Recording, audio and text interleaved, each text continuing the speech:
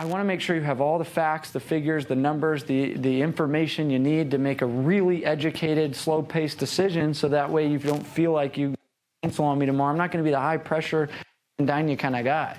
And the owl's like, music to my ears. I thought you were a salesman. Treat others as you want to be treated, right?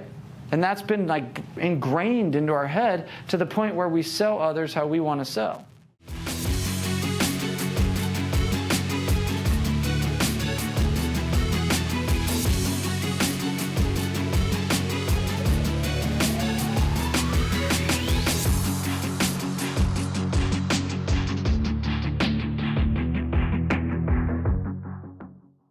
So bull, am, lamb, and tiger, we're going to talk about the 4, and if you guys are lucky, I'm going to talk about the 5th profile. So bulls, another term would be a driver, a director. These guys are firm and forceful, confident and competitive, decisive and determined risk takers. While their impatience sometimes causes eyes to roll, the directors leave no doubt who sits at the head of the table. So stand up if you feel like you might be a bull. Stand up. Like, that is I. You know what I mean? You're just like, I am just, give it to me straight, no fluff. Let's do it. Okay, sit down. So these people, they're highly assertive and they're low emotion. So they're decision makers, they're action takers, but they don't bring this emotion into it. They're not like, tell me the whole story about Tiffany and Johnny and how they all went to the lake together. It's like, no. Do the numbers make sense? Cool. Save me the time. Boom. And that's probably cool. And a lot of these people end up being, a lot of entrepreneurs are bulls because they found that their time it's all about time efficiency. They're like, give me the numbers, does it make sense? Cool, here's the money. So they like the bottom line, just get to the point. Here's how to sell these profiles, is understanding their biggest fear. They don't want to be taken advantage of. So trust, validation and authentication of your service and offering is a big one, because if they feel like they are getting taken advantage of, they shut down right away. Fast to decide, they're fast-paced, neat type of messy, meaning like you go into their car and you're like, it's kind of messy, but they know exactly where everything's at. You know what I mean? They're like, it's not messy. Everything's exactly where I want it to be. And if I could clean it up, I would clean it up, but that's not efficient my time. I do it once a week, right? That's kind of a bull, right? Results-oriented, needs to control a situation. Prestige status is more important than security. They're more about the image. Likes challenges. So the best way to sell a bull when you're sitting at the closing table is challenge them. Like, you wouldn't do it. I mean, you're not the type to just like do it. No, I'll do it. And you're like, got him. You know what I mean? Like you can challenge him. Be like, a guy like you, I mean, obviously, like, you know, you wouldn't do it if it didn't make sense. But I mean, since you've been telling me, you said it made sense. So it's like, you're not gonna be somebody that just like wouldn't do it. And they're just like, bet. So I like to challenge them. Likes freedom from control. Their business first, then social. Again, highly assertive and low emotion. Okay, questions on the bull? I'm gonna go through these quick, so take a picture. Owl, analytical thinkers. So these are your engineers, these are your numbers people, they're the slow, and they're low assertive and they're low emotion because they're self-controlled and cautious, preferring analysis over emotion. They love clarity in order to come across, and they come across a bit starchy. You guys probably know an owl, or maybe you're an owl. And so where was my introvert who was like, I need an introvert, right? A lot of introverts are owls. They're not all about the stories, the flash, the emotion. They see a guy like Sam wearing Easter on, and they're like, I don't know if I trust this guy, right? So that's the owl, right? So a lot of times when you know you're dealing with an owl, don't wear Easter. What do I mean by that? Don't go in talking about all these stories, and don't go in trying to be all flashy and dashy. Drive the Corolla to the appointment and like be like, okay, so I want to make sure you have all the facts, the figures, the numbers, the information you need to make a really educated, slow-paced decision, so that way you don't feel like you cancel on me tomorrow. I'm not going to be the high-pressure and dine you kind of guy. And the owl's like, music to my ears. I thought you were a salesman, right? So you sell it in that approach, and guess what? Your biggest strength is that you're an introvert. I did a podcast with a guy that wrote a book called Introvert Seller. Go listen to it. So if you guys like podcasts, D2D podcasts, I've got 250 episodes, Ed Milet, Tim Grover, John Maxwell, like all sorts of cool guests. But there's a guy that wrote a book called The Introvert Seller. And he was like, you're big, and Ed Milet actually said this. He goes, so many people think like, oh, because I'm not so flashy and talkative, I'm not a good salesman. I'm like, no, your greatest gift is you're more empathetic and you can relate and you're more technical and you're more, detail oriented with the follow up. And I'm like, that's what makes you a better salesman than a guy like Sam. Does that make sense? That's coming from Ed Milet, worth $500 million. The Introvert Seller is like, I've made more money because I was the top rep because I was the introvert. So the hard part is we all follow the golden rule naturally. Humans have been taught their whole lives the golden rule, which is what? Treat others as you want to be treated, right? And that's been ingrained into our head to the point where we sell others how we want to sell. The platinum rule is what? Sell others how they want to be sold. Treat others how they want to be treated. And drop your own damn egos. Be like, but I'm a tiger and a bull. You need to buy from me, a frickin' owl. Now make a decision. Owls go like this, shut down. I don't. Your wizardry does not work on me. Because why? Their fear is being wrong. And they feel like your wizardry is going to make them wrong.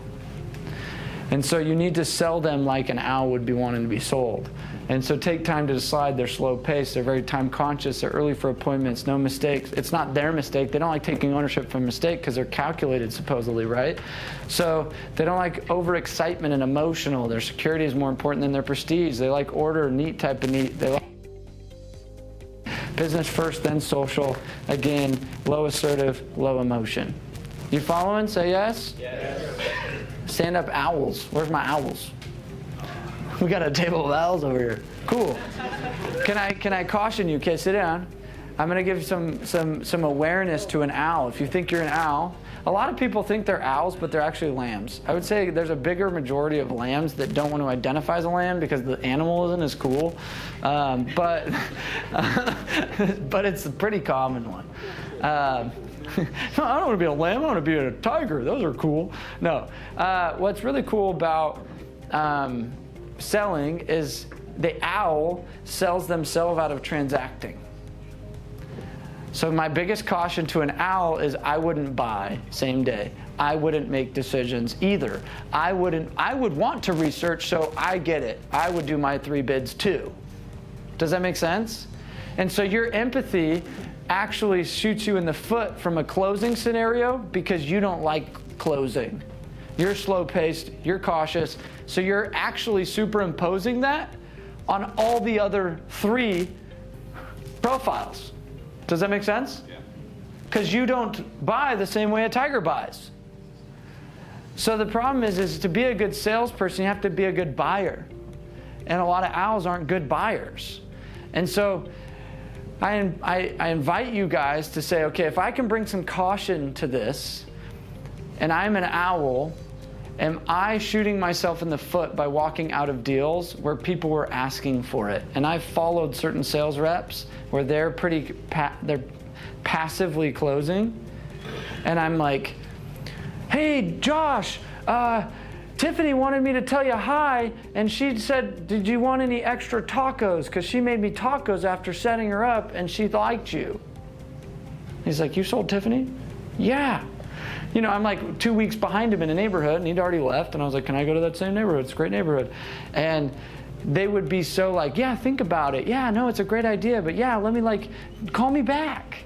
For me, I'm like, they were wanting to buy. I walk up and they're like, oh, Josh stopped by. I'm like, oh, he did? Cool. Anyway, so we're going to get this done. I'll get you signed up with the actual thing. And call him up and make him feel bad because he was too passive because he was much more of an owl. Does that make sense? Where I'm like, let's get this done.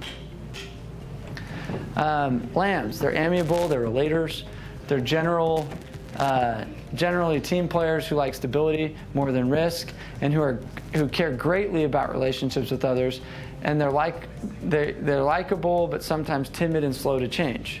So here's the thing about a lamb.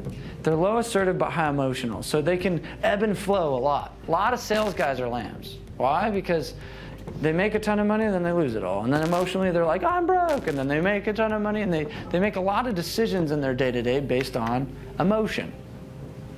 That's why I know that a lot of people want to say, I'm a lamb, but I'm like, I can dictate lambs based on activity. Where an owl or a bull, they're much more, I have my routine, I do my shit, I get it done, right? And a lot of salespeople are like, woo, and it's emotional, okay? So what's interesting is, and they're great, is if they have a path and it's clearly outlined and all the things are answered, they then act, versus Cole and I, we get up here and we're like, what are we going to train on these next 2 days? And we just talk for 5 seconds and we're like, oh, okay, let's do that. And it's just like, we don't need, there's nobody drawing the outline for us. I like to draw. I'm more of a bull. Like, I'm like, let me draw the outline. Let me be in charge. Where the lamb is like, okay, you give me the framework and you kind of give me the details and then I make a decision. So they're a little bit slower paced, but they're great once they have all the answers. Does that make sense? So when I'm selling a lamb, I've got to sit down and I've got to say, okay, cool, I'm going to map this all out and make sure we take enough time to build a relationship to where you trust when I lay out the outline of the plan and the path and the price, that it all makes sense for you, so then you can decide. But while doing so, I'm going to get you so attached to me as a human that you're going to feel guilty not buying. So when a lamb calls you and cancels, all you need to do is say, Levi, I thought we were friends. Let me come over. And they're like, oh yeah, you're right, okay, cool. And then you swing back by to try to save the cancel, and now all of a sudden you can spike their emotion again. Why did they transact in the first place? Because you built emotion in your sales process. And then the emotion died at night and they slept on it, and then what happens? You build it right back up again. Does that make sense? Can you guys see where this could apply in your sales process? By understanding, you're like, oh, I just need a phone call and you need to tell them, like, hey, bro, like, come on, I get it. Remember how we talked about this and this and this, and you love this and you love this and you got it because of this, and this is what you're telling me why you changed your life? Oh, yeah, you're right. I did forget about that. Yeah, okay, cool. Let's just keep you on. So that's a way to sell a lamb. Their biggest fear is conflict. So they don't want to be the guy that tells you no straight up. So they just signed and transacted and told you no later because they didn't want to hurt your feelings. They don't like to have those hard conversations. So lambs are the easiest to sell because they don't have a backbone to say no. So usually if you're selling to the lamb, most lambs tend to marry who? What kind of profile? A bull. So you're selling this lamb and all of a sudden then the bull walks up and you're like, oh damn. This was fun until you showed up. Has anybody experienced that? You're like, dang it. They tend to gravitate towards people that are a little bit more assertive because they need somebody to be assertive for them. So here's some magic moves. So they want protection and peace. They want to avoid conflict. So they're very emotional. So here's what the bull knows, is they know it's not worth their time to put up the fight with the lamb. So they want to appease to the lamb because they don't want to deal with all the emotions that come at the after effect both ways. What do I mean by this? So I'm sitting there, let's say you two are a couple, and you're the bull and she's the lamb.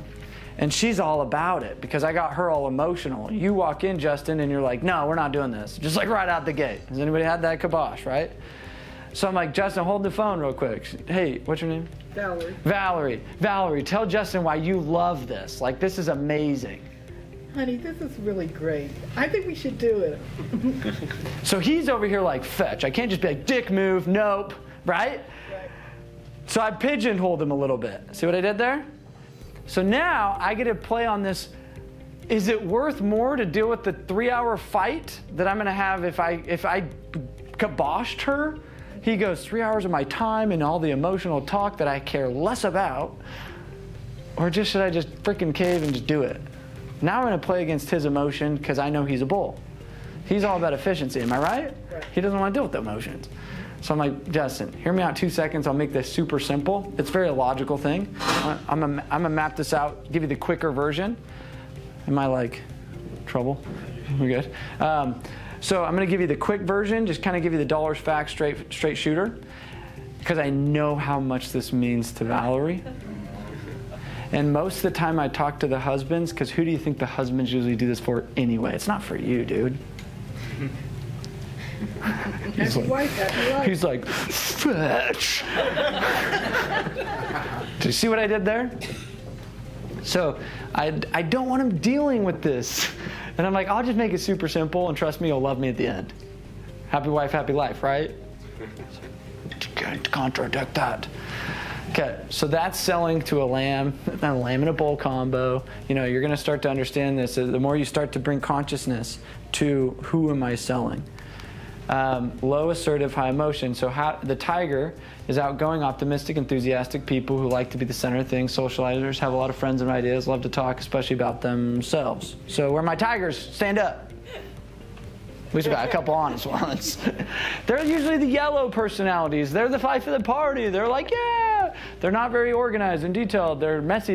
They're all high assertive, send it, like low, high emotion, not into the details. They're just like, I don't want to not be liked. Like, I care about what I look like. I'm fast to decide. I'm just like, send it, whatever, fast paced. So I have a lot of tiger in me when it comes to speaking, selling, very much so tiger.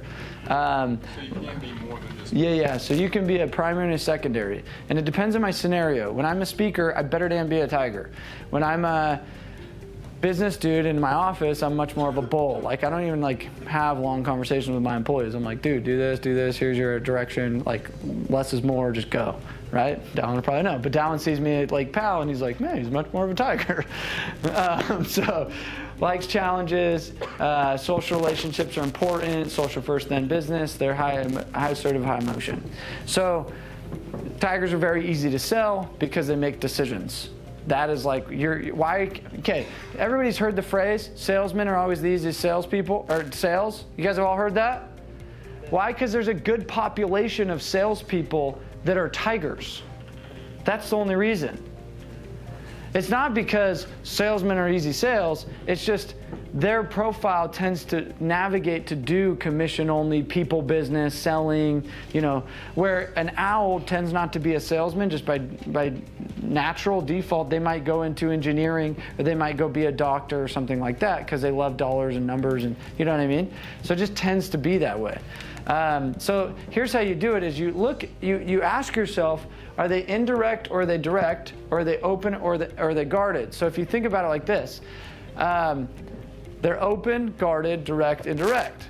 So everybody can be on a different scale. You might be right there, or you might be here, or you might be here. Does that make sense?